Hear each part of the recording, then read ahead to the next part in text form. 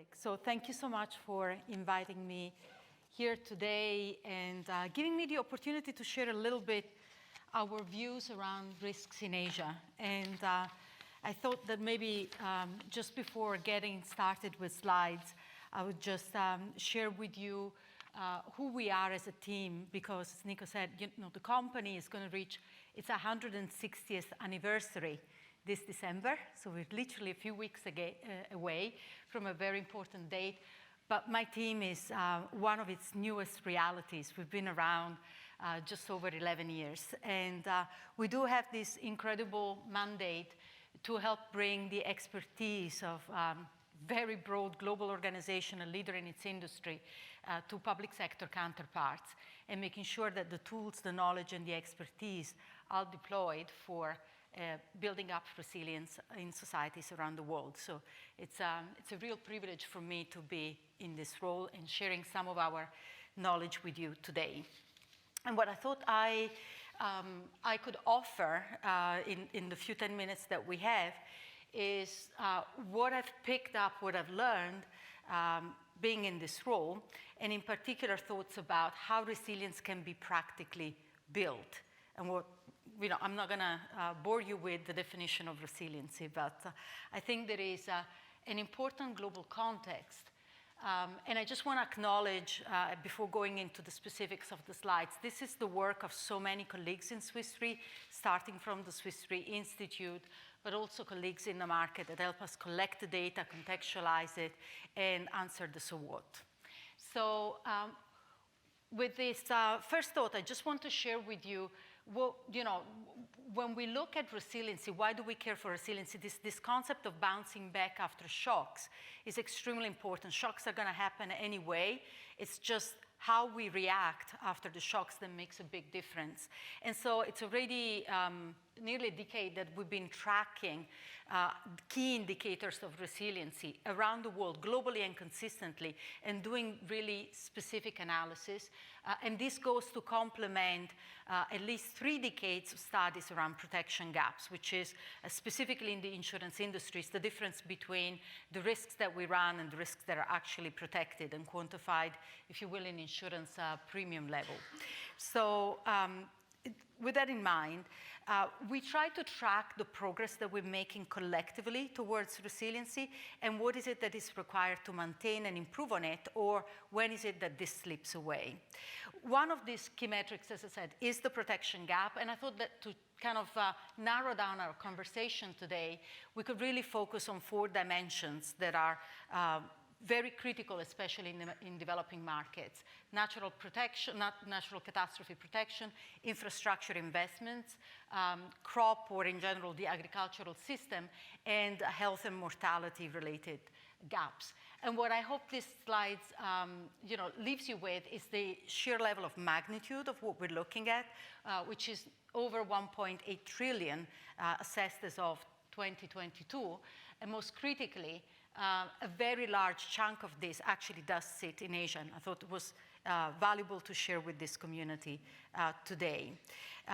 What is really remarkable within Asia is that despite all the progress that we know of, actually that gap has more than doubled in 10 years. And the reason is, of course, yes, there are drivers like natural catastrophe and maybe climate related, but really at the core is the sheer size of the economic development in the region that really sets it apart consistently across various countries. So the more, I guess, more meaningful question is, what do we do given these pictures? What should be our collective resolve to tackle these risks? And I think, the ultimate objective for us is to make sure that we contribute to a sustained and sustainable economic progress within the region, and that we kind of chip away at the complexities that are beyond just the sheer magnitude of the numbers that we see on the slides. So I thought that maybe one way to help us funnel in is to look at which are the key countries behind each of these 4 dimensions, what are the key risk drivers? And so if we do something in changing those specific points of intervention, we could really look at this picture shifting very quickly. And by my standards, by my work standards, very quickly could be measured over 5 to 10 years. It's not going to happen overnight, but clearly, you know, this point of the key points of intervention so that we can drive a system change. So I've picked 4 countries for this narrative, and thought, you know, one of the key countries when it comes to natural catastrophe risk is actually Japan, which is not exactly an emerging market by any stretch of the imagination, but it is actually contributing one of the largest risks globally, which is earthquake. And that's because Japan is one of the most earthquake-prone countries. This year, we mark the 100th anniversary of the Great Kanto earthquake. And at the time the earthquake struck the country in 1923, that actually accounted for 30% of Japanese GDP. So clearly the Japanese people are not standing still. They have made a tremendous systemic investment in improving their resiliency and reducing their vulnerability to earthquake risk. Preparedness has been built, as you know, it goes all the way down to the education system, systematically through building codes and other measures. But nonetheless, the economy is still exposed to really staggering losses. And I thought, you know, I'll share with you maybe a little exercise in sizing this challenge. In 2022, when the Tokyo metropolitan government did an exercise, they estimated that an earthquake of the size of what happened with the Great Kanto earthquake, about 2.3 magnitude, which is an event that we know has a probability of 70% of occurrence over the next 30 years. So it's well, you know, in insurance parlor, it's a pretty close return period. It's quite likely to happen, so to say. An event of that size could actually take the lives of over 6,000 people. That's after all the interventions to reduce vulnerability. So over 6,000 people in the simulation could die. The physical damages could amount to 190,000 properties destroyed, and the economic losses directly or indirectly are in the order of $940 billion today. So contextualizing it, that's 3.5 times of the total economic losses from all natural disasters globally in a single year that we've ever experienced. It's a big number. It's a really big number. It's a very meaningful number. And if I think about, you know, our responsibility as insurance industry to do something about this, just the sheer size of exposure that exists in Japan, I feel, you know, we're doing some, but we're not doing a hell of a lot, because the penetration of insurance today still stands at 17%, specifically for earthquake. So that gap, as you can see from the graph, is about 240 billion per annum. And the reason, and this is the reason why, you know, Japan is ranking as the second largest scenario in all reinsurance scenarios globally at any point in time for natural catastrophe. So the reason is that most of non-dwelling properties today are not protected. Private homes have protection through the government, which was established in 1966, so very much ahead of many other countries in the world, the Earthquake Reinsurance Company. And this provides protection for private homes with a decent penetration of nearly 70% as of March this year. However, we know that there is a problem of accumulation on the balance sheets of insurance companies. They can't afford to carry you know, the financial responsibility for such a size of scenario. And so we need to find new innovative ways to partner with the public sector, because the public sector is actually completely unprotected and they hold a lot of assets at risk in the country. So Part of the innovation that we've been testing in the market is around developing new insurance products that pay differently, that don't carry the same level of capital intensity, parametric solutions specifically, which will go to complement the traditional insurance covers that exist already today. And you know, to assist what could be otherwise a very detrimental scenario. The second story I thought may be helpful to share is around infrastructure. And a key country in the region that is facing a ginormous infrastructure gap of over 1.7 trillion is actually India. We do know that for any country to really afford a sustainable economic development, they need a backbone of reliable infrastructures. And so how things are built makes a very, very big difference in the long term. When it looks to, you know, when looking into sustainability, reliability, and also physical resilience to shocks. So in the context of India, we have estimated that an investment in the order of 526 billion per annum is actually needed just between these days and 2024 to start closing some of the infrastructure gap.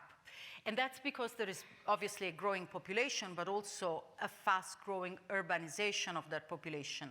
By 2036, we expect 600 million people, or about 40% of India's population, to be living in urban areas.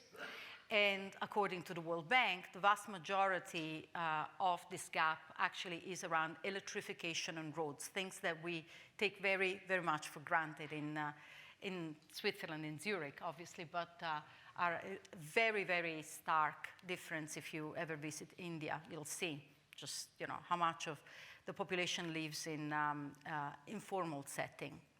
So we work with the Niti Aayog, which is one of the think tanks, I guess the most prestigious think tanks in India, which also is advising the government around government policies on how do we help de-risk and accelerate investments in infrastructure. And in particular, we took the transportation sector to make it very concrete and very practical for the country. And why did we pick the transformation sector? Well, because we know that at the moment, private sector only funds 5%. If I kind of want to cut through, you know, all the statistics, only 5% of the financing for this type of infrastructure comes from you know, privately funded money. The vast majority is actually coming through multilateral development banks, which they themselves have a limit to the capacity they can deploy, you know, of the risk-bearing capacity in this country. And the very vast majority comes from actually public funds, multilaterals being also publicly funded, but most of it comes domestically within India. So if you think about the opportunity side of this, to be able to develop financing mechanisms for infrastructure in India that can actually activate capital markets, that can actually allow the government to get supplementary, very important supplementary form of funding, that can actually improve employment, improve quality of standards, and really lift many out of poverty. It would seem like a win-win game for everyone. But at the moment, there are roadblocks to executing, you know, what could seem like a very visionary master plan. And so there is a need for the government to be willing in activating itself towards crowding in higher private sector involvement. And in that sense, they need to have a vision for infrastructure as an asset class that is investable. The project of pipeline needs to be investable. An international community will only put money if, relative to other type of investments, like-for-like investments, they will feel that the quality of the infrastructure in India presents not just financially, but also from ESG rating, from reliability, from a ability to be backed up by stable regulations and general political climate is there. And Also, the ownership, the project ownership, it makes a huge difference in the confidence of investors in this area. Our preoccupation has been to how do we bring transparency to all of these dimensions, and how can we make sure that when risks are perceived, we can deploy risk expertise, drive transparency in the pricing, and making sure that more capital flows in this direction. So risk management practices, risk management standards, and the adoption at scale of what we would suggest are sustainable ways of developing infrastructure by international standards are really, really important to crowd in funds. I also think as an industry, we can look at activating longer term our left side of the balance sheet, which is about investing. And we do have very long-term investment horizons. So there are attempts at the moment to also look at how do we create the capacity within the industry to invest in India and support not only as a de-risker, but also as a long-term, what we call patient capital investor. So I think, maybe we can move to a third area, a third sector that is absolutely critical globally, but also, specifically within Asia. And I think the story that I'd like to share with you is the one of Thailand. So the agro sector in Thailand is slightly more representative of the national GDP than elsewhere in Asia, just by a few points, 9% instead of 6%. But what is really important is that 36% of the population is actually employed in the agricultural sector. And so it's an incredibly important sector from an employment, but also from an economic inclusion standpoint. And critically, when we look at the structure of the sector in Thailand, two things stands out. First of all, it's very much concentrated around small farm holders who themselves have very high level of dependency on, subsistence on the products, but also it's a sector that is critical for not only for the domestic market, but also for exports. It's a key leader of exports for the country. So failure in agriculture in Thailand actually could translate transmission risk to a number of issues regionally within Asia, Southeast Asian countries being the main counterparties in trade with Thailand. And yet, we do know that the sector is actually not particularly resilient. How do we know that? We know that because we actually, recognizing its importance, we started developing crop indices, resilience indices, already a few years back. And we know that the farmers are severely indebted. So they have a problem of affordability and disposable income over and beyond paying, pretty high cost of financing for what they need to run their farms. They also don't have the means to invest in innovation. There is a lack of regenerative agriculture. There is not much consideration on, the maybe climate consideration longer term. So there's it's, I would say, disaster waiting to happen, especially around rice. But there could be solutions, and there are, in fact, solutions that the government has started to take steps towards. The Thai government, recognizing the highly social value of the sector, indeed, back in 2016, launched for the first time a Thai scheme, which is rice scheme, which is one of the largest in the world in terms of its penetration, but it's a scheme that is very heavily subsidized at this point. And even with that, it doesn't reach 100% penetration in the country.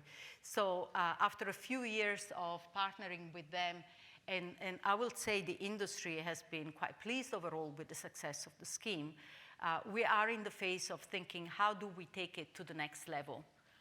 What other cultivars over and beyond rice could be included? What other interventions could be made so that longer term, this substitution effect, the subsidy does not become permanent, but actually we see a net increase in the value chain of agriculture where the value stays at a higher percentage with the farmers rather than elsewhere. How do we create a system of incentives so that we can see a betterment and they can afford to buy better protection. They can afford to invest in better practices, and they get supported in a more holistic way than simply through subsidies. And it's an intervention that is different than just purely thinking of insurance in its traditional way. We have adopted much more technology to try and improve affordability of the scheme, recognizing the trade-off, the financial trade-off. And for us, the critical consideration was, how do we lower the price without compromising the quality of the product? By deploying in mass technology that accelerates the speediness of settlement, improves the accuracy without necessarily having more people, cost of maybe claims adjustment, reduces and removes distribution costs, we could improve the affordability. And of course, working with the public sector meant that we can reach millions of people. Therefore, you go and distribute that cost to unit level much, much faster, and that scalability reduces the cost per unit. So there is a lot of value in partnering between the public and the private sector, but there is always a need to continue to innovate and recognizing the systemic value of such a country and such a sector. Last but not least, I'd like to spend a few minutes on life and health, and I think the case of China is noteworthy because it is the country that could be very indicative of things to come on a broader scale in the region. China has a very rapidly aging population, and at the same time, has benefited from decades of economic development, positive economic development. So on the one hand, we know that health resilience is still fairly low, at a bit less than 32% in this country. It's lower than the average even of developing Asia, and is substantially below the average of developed markets of 78%. At the same time, this protection gap could be turned around a bit in the way we've done for the mortality gap in China, which has made very substantial progress over the last 20 years. And so structurally, the drivers are obviously the aging population, a need to better access healthcare and medical technology advancement, including populations that are non-urban populations. So these are structural drivers. On the other hand, the Chinese government is known for its very programmatic approach to the way it addresses gaps. And in the current set of policies, we know that they are steadily looking to launch pilots around the world, for instance, around long-term care, piloting around 50 cities. They will establish a nationwide insurance scheme within the current 5-year plan. It has established 3 pillars of pension system. The pension system in China currently is somewhat weak, and improving the retirement age, extending the retirement age. But the private sector is largely absent from this pension system. So not dissimilarly, if you will, from my comment on India, if we can imagine a situation where private pension were to be developed in China in the way we've developed mortality protection, we're looking at a massive opportunity from an asset management standpoint, from a creation of long-term investability. Pension funds will become long-term investors in the country, and that can reduce the dependency on the public sector to shoulder all sorts of long-term investment requirements. But it's currently still not the case. So there is a need for investment in that area and deeper partnership.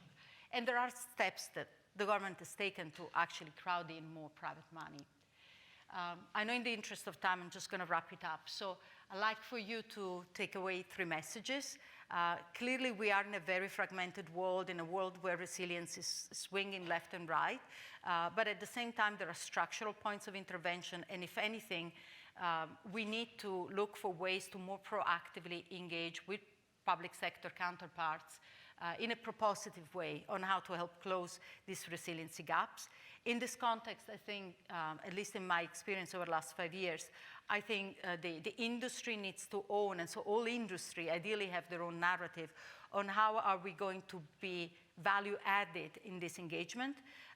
In APAC for us is about long-term investability, creating system-level changes, using risk management techniques to help crowd in not only our own money, but the money of many other long-term and patient capital investees from outside of the region into the region, and help improve the transparency and the alignment with international standards so that those frictions, those barriers to investabilities are removed.